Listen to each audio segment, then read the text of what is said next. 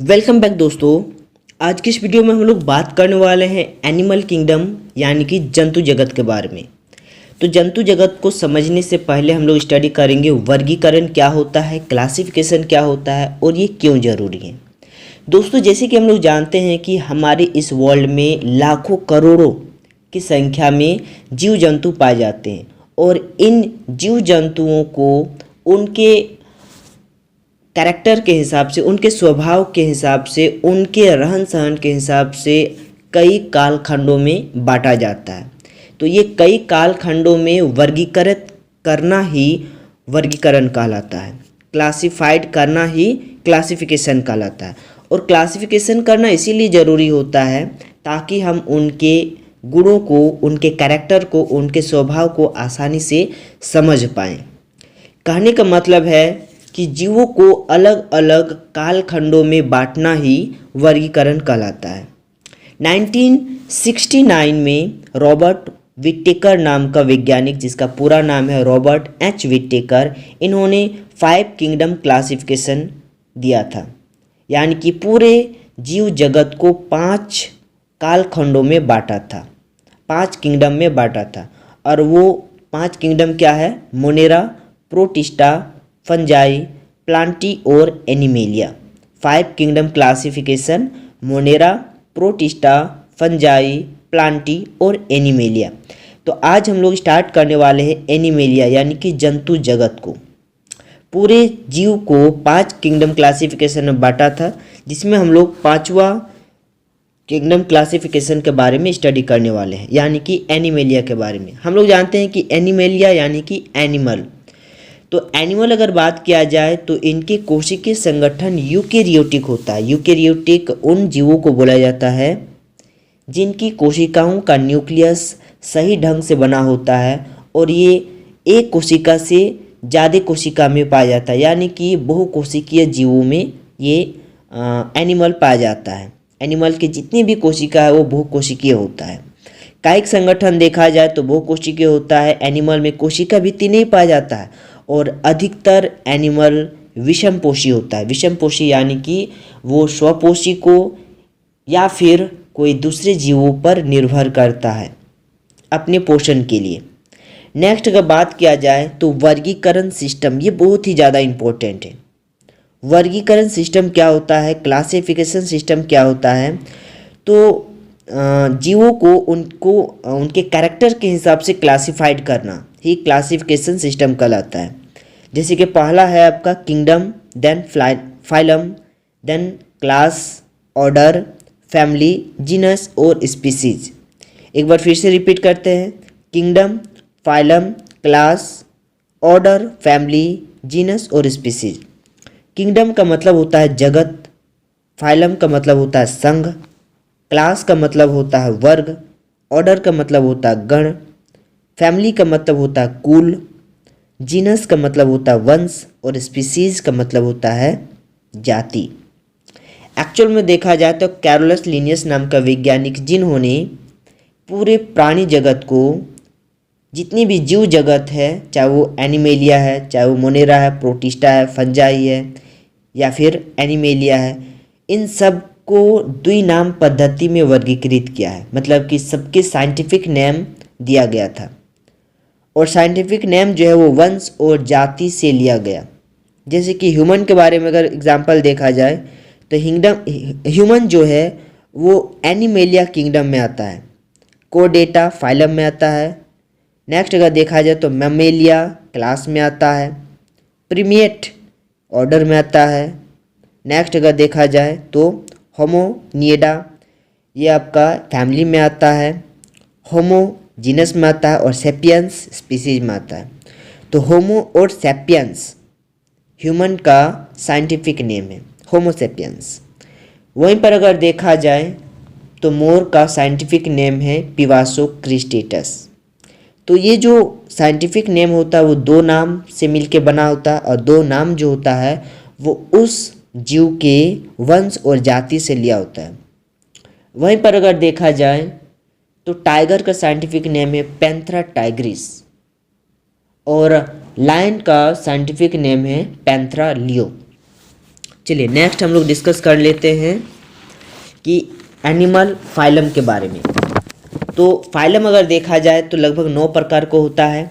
Animal phylum में पहला हो गया आपका पोरीफेरा फाइलम, नेक्स्ट सेलेंट्रेटा, उसके बाद प्लेटीहेल्मिन्थेस, नेक्स्ट है निमेटोडा, उसके बाद है Annelida, Arthropoda, then Mollusca, Echinodermata और फिर कोडेटा।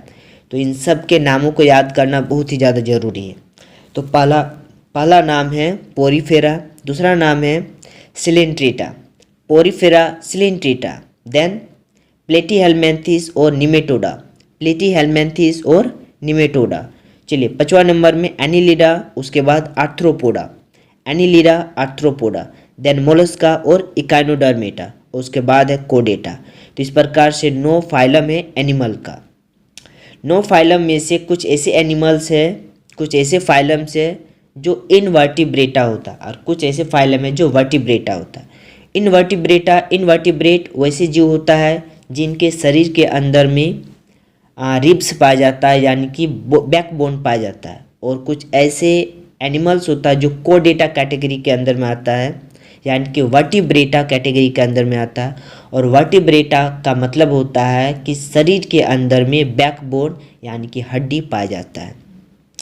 चलिए तो पोरीफेरा के बारे में बात कर लेते हैं।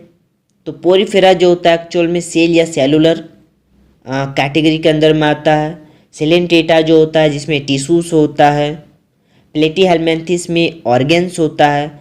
उसके बाद जितने भी फाइलम है जैसे कि Nematoda, Annelida, arthropoda, Mollusca, Echinodermata और कोडेटा, इन सब में ऑर्गेन सिस्टम होता है। कुछ ऐसे जीव होते हैं जो सिमेट्रिक होते हैं। सिमेट्रिक का मतलब होता है उनको 2 भागों में बांटा जा सकता है। बट कुछ ऐसे जीव होता है जो सिमेट्रिक नहीं होता है, जिनको 2 भागों में नहीं बांट सकते हैं।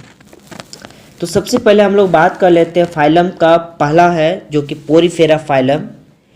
पोरीफेरा फाइलम जो होता है इनके पूरे शरीर छिद्र युक्त होता है और ये किसी ठोस सतह पर चिपका हुआ होता है। यह अगतिशील होता है, यानी कि मूवमेंट नहीं करता है। अब पूरे शरीर जो होता है स्पंजी टाइप का होता है। पूरे शरीर छिद्र होता है, पोर्स होता है, और ये पोर्स उन बॉडी को, उन जीवों को ऑक्सीजन और फूड गेन करने में मदद करता है। अगर हैबिटेट के बारे में देखा जाए पोरीफेरा का, तो यह अधिकतर समुद्री जीव होता है। नेक्स्ट अगर देखा जाए तो ये कोशिकीय होता है। इसमें नोटोकार्ड नहीं पाया जाता है, यानी कि बीच में कोई छेदा नहीं होता है, नोटोकार्ड। नेक्स्ट अगर बात किया जाए तो ये डिप्लोप्लास्टिक होता है और भ्रूण परत पाए जाते हैं। और इसमें कोई भी सीलोम नहीं पाया जाता है और ना ही ये सिमेट्री होता है। तो पोरीफेरा के बारे में फिर से एक बार रिकॉल करते हैं।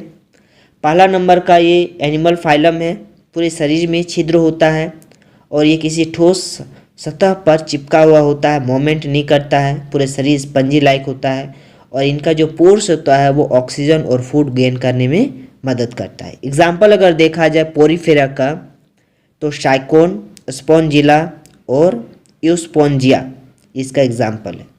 एक्चुअल में देखा जाए तो पोरीफेरा का मतलब ही होता है कि पूरे बॉडी में पोर्स होना, यानी कि छिद्र युक्त बॉडी होना। चलिए नेक्स्ट है एनिमल फाइलम का सेकेंड टाइप, और सेकेंड टाइप का नाम है सेलेंट्रेटा। सेलेंट्रेटा अगर देखा जाए तो सेलेंट्रेटा का दूसरा नाम है नाइडेरिया। सेलेंट्रेटा अगर देखा जाए तो ये जलीय, अधिकांश समुद्री, स्थावर अथवा मुक्त तैरने वाले सममिति प्राणी है, यानी कि 2 भागों में बांटे जाने वाले सिमेट्रिकल प्राणी होता है।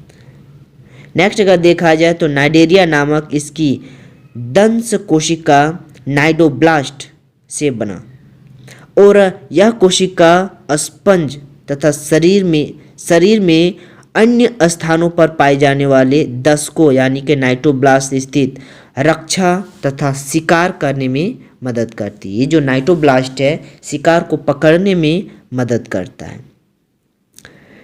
नाइडेरिया में उत्तक स्तर संगठन होता है, यानी कि इसमें ये जो होता है उत्तकों से बना होता है और ये द्विकोशिकीय होते हैं।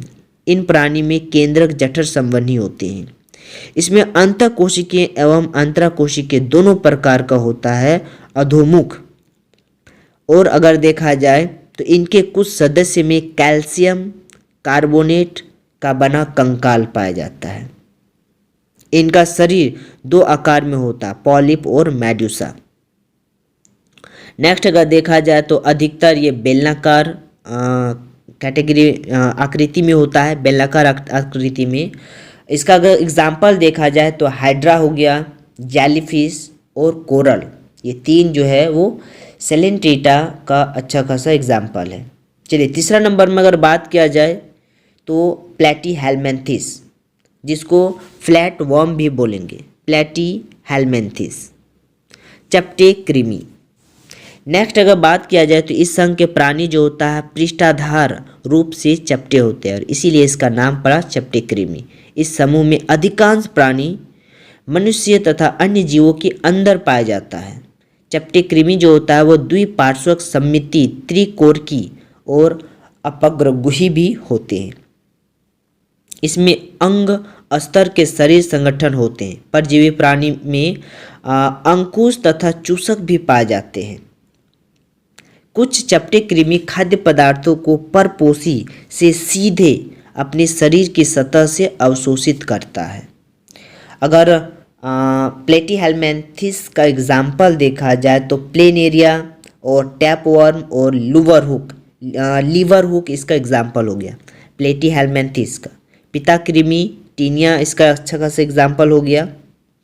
और नेक्स्ट अगर देखा जाए तो पर्ण कृमि, टैपवर्म, लीवर हुक, तो ये जितने भी एग्जाम्पल्स है ये आप लोग का काम है अच्छी प्रकार से इसको याद करना। नेक्स्ट है आपका गोल कृमि, जिसको निमेटोडा भी कहा जाता है और इसका नेक्स्ट नाम अगर देखा जाए तो स्कैलमिन्थिस, स्कैलमिन्थिस को ही निमेटोडा के नाम से जाना जाता है। इनके जितने भी जीव है वो अनुप्रस्थ काट में गोलाकार होता है, इसीलिए इनको गोल कृमि भी कहा जाता है। ये मुक्तजीवी जलीय अथवा स्थलीय तथा पौधे एवं प्राणियों में परजीवी भी होते हैं, तो इन सब जगहों पर गोल कृमि पाया जाता है। ये द्विपार्श्वक सममिति होता है। इनका शरीर संगठन अंग तंत्र स्तर का होता है। आकार नाल पूर्ण होता है, इसमें आहार नाल पूर्ण होता है और इसमें अगर देखा जाए तो सुपरिपर्व पेशीय संग्रहण होता है। उत्सर्जन नाल शरीर के अपशिष्ट पदार्थों को उत्सर्जन तंत्र के द्वारा बाहर निकलता है। इसका मतलब है कि इसमें उत्सर्जन तंत्र भी पाया जाता है। नेक्स्ट अगर देखा जाए तो ये एक लिंगी होता है, यानी कि नर और मादा अलग अलग होता है। तो निमेटोडा का एग्जाम्पल अगर देखा जाए तो चेरिया हो गया, स्कैरिस हो गया और इप्सिलियो नेमा इसका तीसरा एग्जाम्पल है। चलिए पांचवा नंबर अगर देखा जाए तो एनिलिडा फाइलम। एनिलिडा फाइलम अगर देखा जाए तो ये प्राणी जलीय और लवणीय जगहों पर पाया जाता है स्वतंत्र रूप से और अधिकतर ये परजीवी होते हैं। ये अंग तंत्र स्तर पर पाया जाता है, यानी कि इसमें अंग तंत्र अच्छी प्रकार से लगभग विकसित होती है और ये जो होता है द्विपार्श्व सममिति होती है, यानी कि बीच से काट करके इनको समान दो भागों में बांट सकते हैं। इनके पूरे शरीर खंड युक्त होता है और इसीलिए इस खंड को एनिलिडा कहते हैं, यानी कि इसमें सूक्ष्म वलय होता है।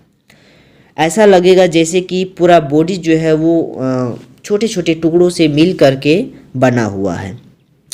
नेक्स्ट अगर देखा जाए तो इसमें एक कवच होता है, वृक्क भी होता है जो कि उत्सर्जन तंत्र में काम होता है।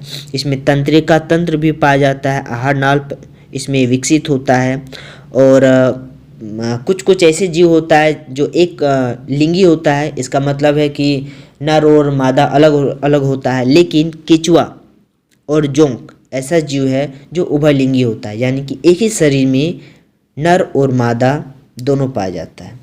तो ये आपका हो गया एनिलिडा कैटेगरी का जितने भी जीव हैं। एनिलिडा का एग्जाम्पल हो जाएगा आपका मैरिस हो गया, अर्थवर्म हो गया, लीच हो गया।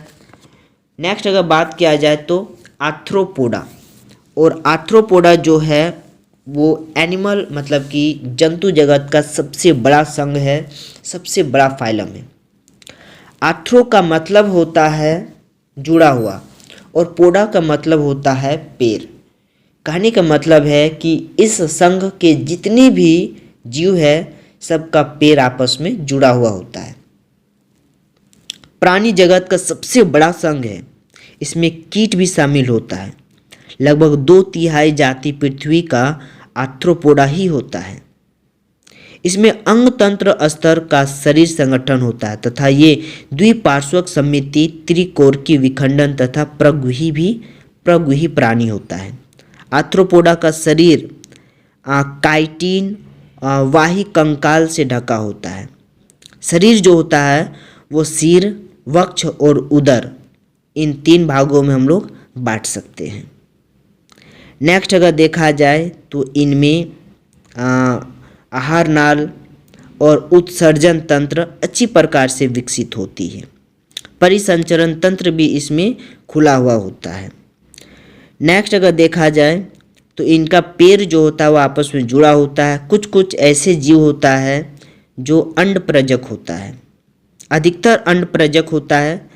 इसमें अगर एग्जाम्पल देखा जाए तो एपिस हो गया, मधुमक्खी हो गया, रेशम कीट हो गया, लाख का कीट हो गया, रोगवाहक कीट हो गया, मच्छर हो गया। नेक्स्ट अगर देखा जाए तो लोकस्टा हो गया, ठीक है, ये इनका एग्जाम्पल हो गया। टिड्डा, तितली, बिच्छू, झींगा, ये सब का सब आर्थ्रोपोडा फाइलम का एग्जाम्पल है। कॉकरोच, एंट, बटरफ्लाई, स्कॉर्पियन, ठीक है, ये आपका आर्थ्रोपोडा कैटेगरी का एग्जाम्पल हो गया। आर्थ्रोपोडा को भी 6 भागों में बांटा गया है, 6 या 7 भागों में, जो कि कुछ ऐसे फाइलम है, जैसे कि पहला फाइलम का नाम हो गया आपका क्रूस्टेशिया हो गया। क्रूस्टेशिया के अंदर में प्राउन हो गया, क्रैब वगैरह आता है। उसके बाद किलोपोडा आता है, क्लास किलोपोडा, जो कि आर्थ्रोपोडा का सब पार्ट है, क्लास किलोपोडा, जिसमें सेंटीपेडस आता है, सेंटीपेडस जीव का नाम है।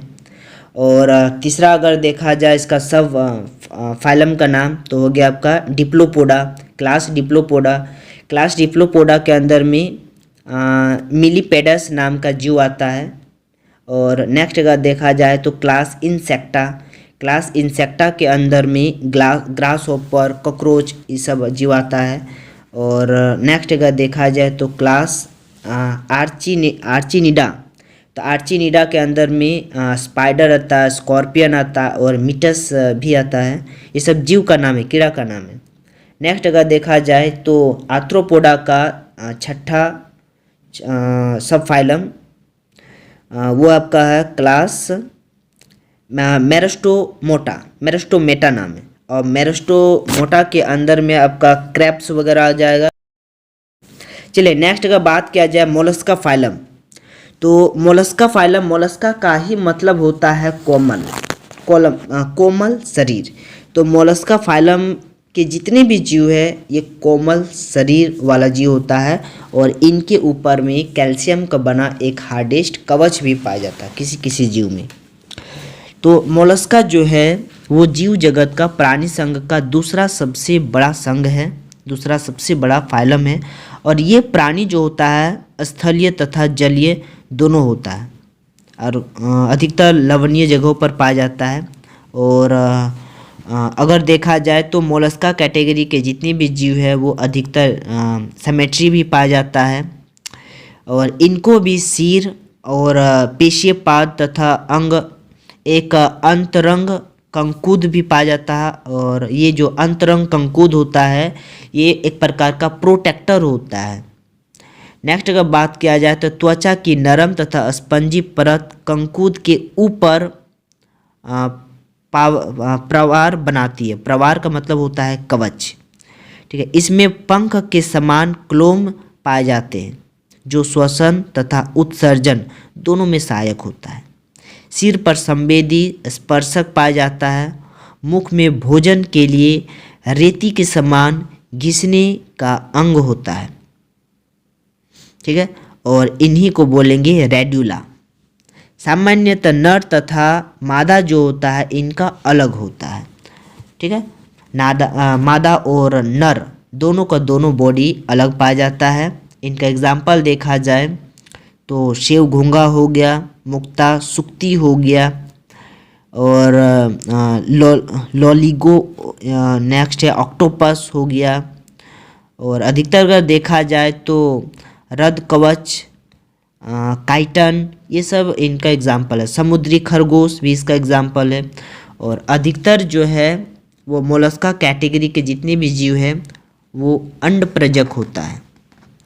और कुछ कुछ ही ऐसे जीव है जो लार्वा के द्वारा अपनी प्रजाति को देता है, अपने वंशजों को देता है, और अधिकतर जो है वो अंडप्रजक होता है यानी कि अंडा देता है। चलिए नेक्स्ट अगर संघ देखा जाए तो इकाइनोडर्मेटा। इकाइनोडर्मेटा जो है उसको बोला जाता है शूलयुक्त प्राणी। इकाइनोडर्मेटा इस संघ के प्राणी में कैल्शियम युक्त अंतः कंकाल पाया जाता है, इसीलिए इसका नाम इकाइनोडर्मेटा होता है। सभी समुद्रीवासी होता है तथा अंग तंत्र स्तर का गठन होता है, मतलब कि इसमें ऑर्गन सिस्टम पाया जाता है। वयस्क इकाइनोडर्म अर्य रूप से सममिति होती है, जबकि लार्वा द्विपार्श्व रूप से सममिति होती है।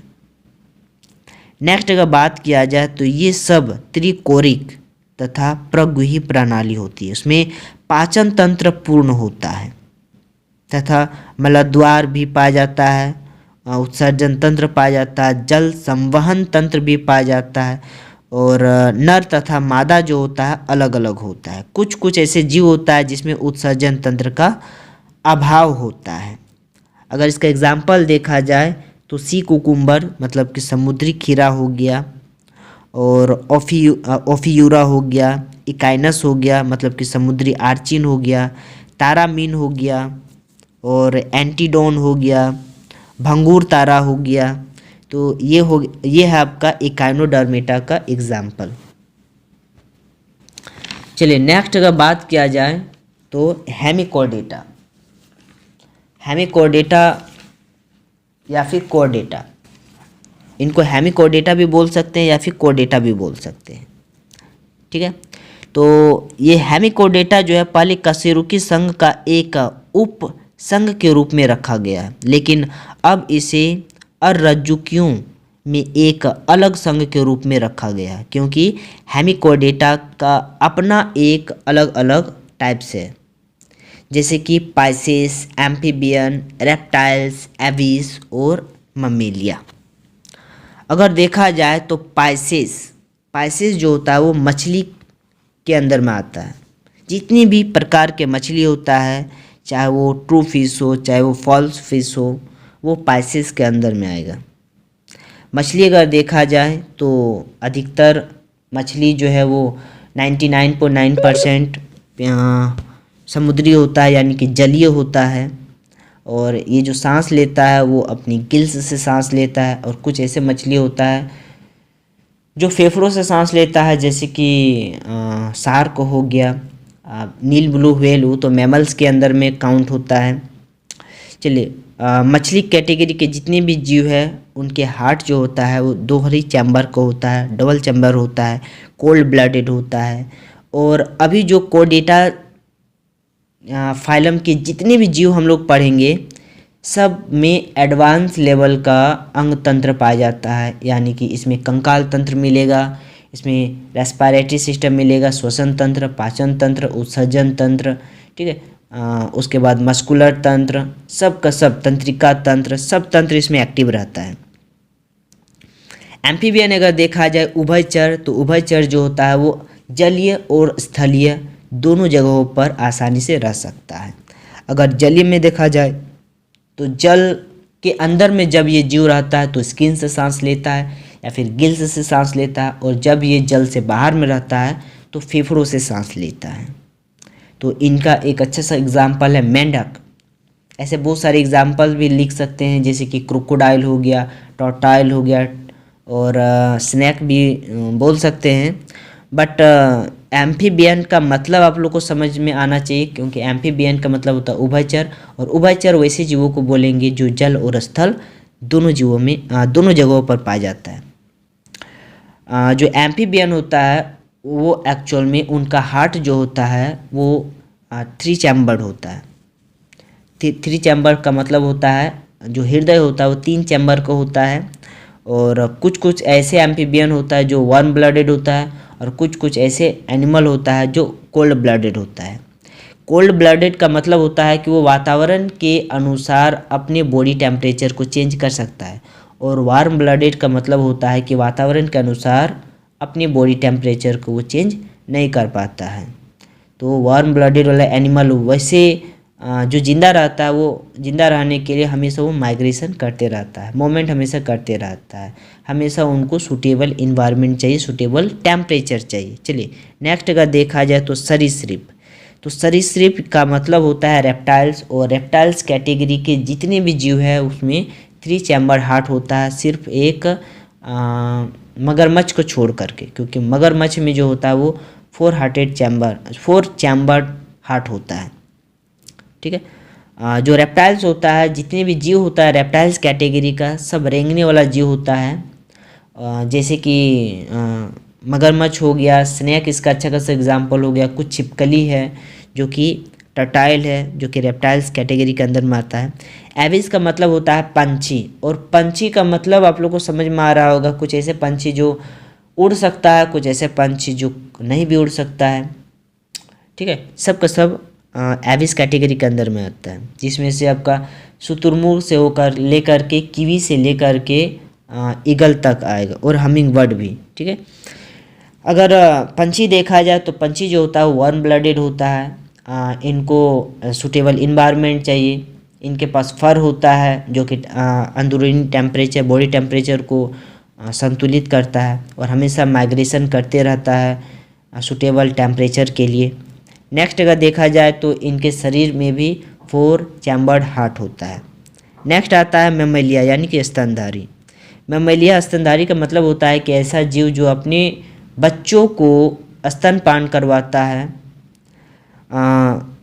और डायरेक्ट जो है अपने जो बेबी का जो प्रोडक्शन करता है, जो संतति का जो प्रोडक्शन करता है वो बेबी रूप में। ठीक है, इसीलिए स्तनधारियों को जरायुज भी कहा जाता है। और अभी जो हम लोग पढ़े पाइसेस, मछली जो है, उभयचर, सरीसृप, ठीक है, और पंछी, इनमें से कुछ ऐसे होते हैं जो अंडप्रजक होते हैं, या कुछ कुछ ऐसे एक्सेप्शन में कुछ जीव ऐसे पाए जाते हैं जो जरायुज होते हैं।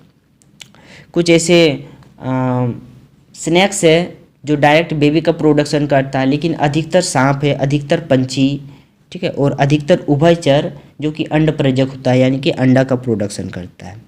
ममेलिया का मतलब ही है कि अपने बच्चों को दुग्धपान करवाना, और ममेलिया जो है वो पूरे जीव जगत का एडवांस लेवल का जीव होता है, जो कि जिसमें समझने की शक्ति होता है, जो समूह में रहता है, ग्रुपिंग में रहता है।